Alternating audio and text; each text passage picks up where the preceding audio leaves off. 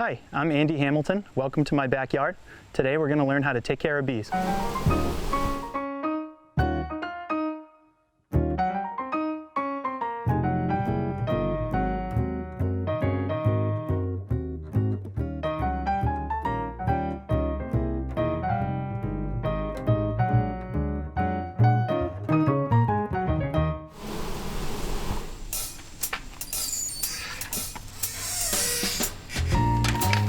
Setting up a hive is not too hard. All you would need is a hive body, which can be sold for beginners as an all-in-one unit, a smoker to keep the bees calm, a hive tool or a painter's tool for opening up the boxes. It's also not a bad idea to have bee protective gear depending on how brave you are. Bee hat, gloves, pants and a shirt or a suit, and some bees. Come on, let's go check out my bees.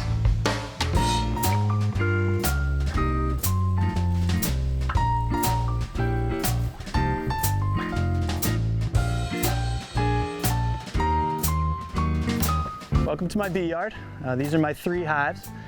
You want to think of each hive as its own organism, so these are just like 3 different animals instead of quite a few small bees. In each hive, there are designated jobs, and the hive couldn't work without someone doing each of those jobs. So this really counts as just 3 separate animals. Having bees is really wonderful. It's something that we really enjoy. It makes the yard very alive. As a gardener, I see them in all my flowers. I see them pollinating all my crops. I see berries that come out much bigger because of the extra pollination. And it's just something that also just gives you an idea of the health of your yard, because you can see the bees going to certain healthy plants and making them more healthy and kind of creating a cycle. Keeping bees or having bees around tends to be something that humans are inherently kind of afraid of. The sound of buzzing around you when you're just sitting there trying to relax is always something that makes people jumpy. But what is a nice thing of keeping bees is realizing how calm and peaceful they are. And you start to see when you have a bee around you, you start to think, well, why would they be around me? The answer is almost never, ever to come and sting you. And so going out to spray bees that might be around is always a bad idea. Oftentimes they want something sweet or some water or something like that, but they're typically incredibly safe and easy to be around. My family and I have very few negative encounters with the bees, and we live on a very small working bee farm. So we can kind of extend that out to say how safe and relatively peaceful the bees are, especially with their interaction with humans.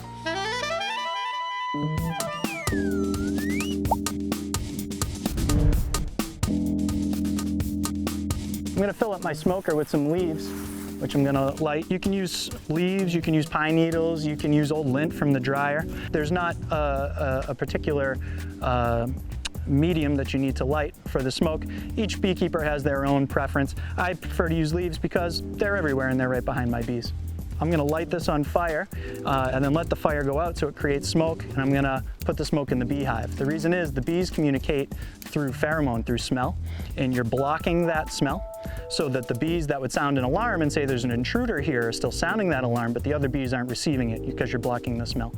Also, there's a thought that when the bees sense that there might be a fire around, they spend their time going to try to ingest the honey that they have saved in case they have to leave the hive, so that they'll have honey with them. If they go someplace else, then they'll still have honey for the hives to eat, and they won't be too busy worrying about you.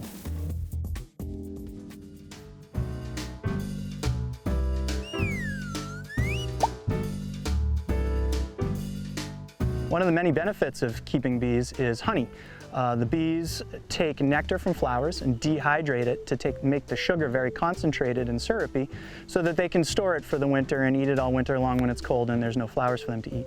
Fortunately, they make way, way more than they need, and they provide us with enough honey to get us through the year. The honey tastes different depending on when you take it from the hives. Early in the spring it tastes much brighter. Later in the summer it looks darker and it tastes much tangier. And that's just because of the different sugar contents in the different flowers that the bees might have taken nectar from. Okay, let's open it up and see what we have for honey. Okay, so what I'm gonna do is I'm gonna pull up these frames. The frames on top tend to be the honey frames. The frames in the bottom tend to have growing bees in them. You'd use a flat tool, a painter's tool, or this is called a hive tool, to get in between the frames and wedge them out. The reason is the bees create a natural glue called propolis that glues things shut, can glue together drafty areas in the winter to keep a draft from getting in, can glue out different foreign objects that are in the hive that might be unhygienic. They can glue around them so that it's glued out from the hive. But it's very sticky and kind of can create a problem for the beekeeper, so you need your hive tool. So this is a full honey frame. Well, this side's full. This side's mostly full. When they fill up the cells with honey, they then put this waxy cap on it to preserve it for the winter. You got to keep in mind that the bees are not planning to eat this honey until the winter, so they're trying to do everything they can to keep it pristine until then. So they have ability to create their own wax through their own physical processes, and they wax cap over this honey. Now, if we were to extract the honey, what we'd first have to do is crack open the wax cap, and you can see all the honey that's under there. This one frame would probably, and you can see the bees eating the honey, this one frame would probably create about 4 pounds of honey, which is, 4 of the jars you would see at the grocery store. So if you see these bees with balls, what looks like little balls on their legs, what that is pollen. They have little sacs on their legs where they store the pollen to bring it back to the hive when they're out foraging on flowers. And so you can see different color pollen coming in from different plants. This bee right here that's flying around has his pollen sacs full. And during as the year progresses, you see all different color pollens come in as different flowers come into bloom.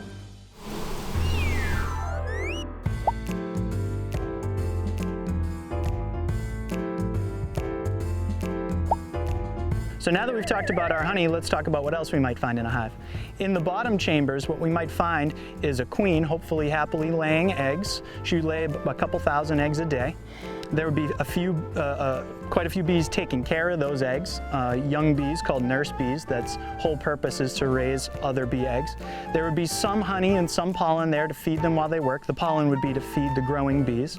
And these are the chambers that we need to take a look at to check on the health of the hive. Whereas these honey chambers are for our honey, these chambers are about the health and well-being of the hive. So if I was looking to check on hive health, first I want to make sure I had a laying healthy queen. You could either do that by finding the queen, but there's so many bees in here and she's just one single bee, it can be challenging.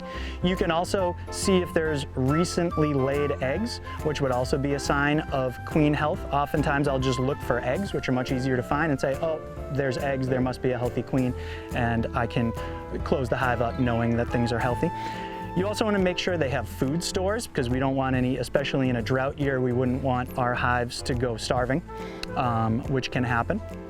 And then we also want to check and make sure there's no evidence of varroa mites, which is a parasitic mite, which is really a major threat to the bees right now, and it's a major cause of concern for the beekeeper.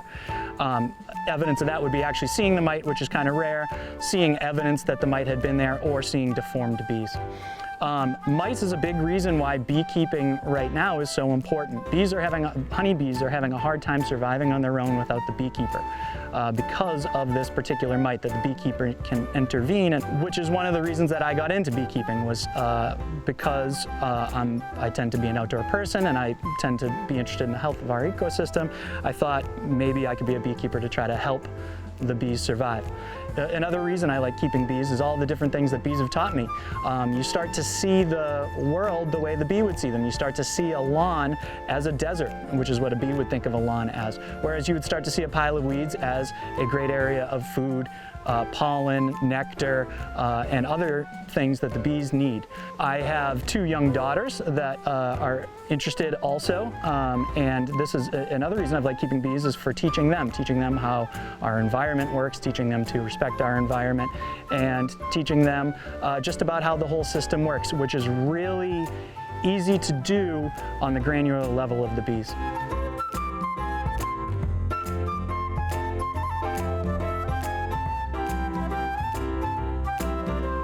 So these are my bees. They've given me quite a bit. They've given me a lot of peacefulness, happiness, honey, pollination, and education. You too can keep bees. If you look online, you can find in whatever county you live in, you can find a beekeeping association of that county full of happy people, nice people that are willing to help you, either by helping you become a beekeeper or helping you support the bees. So I'm Andy Hamilton. These are my bees, and thanks for stopping by to spend some time with us.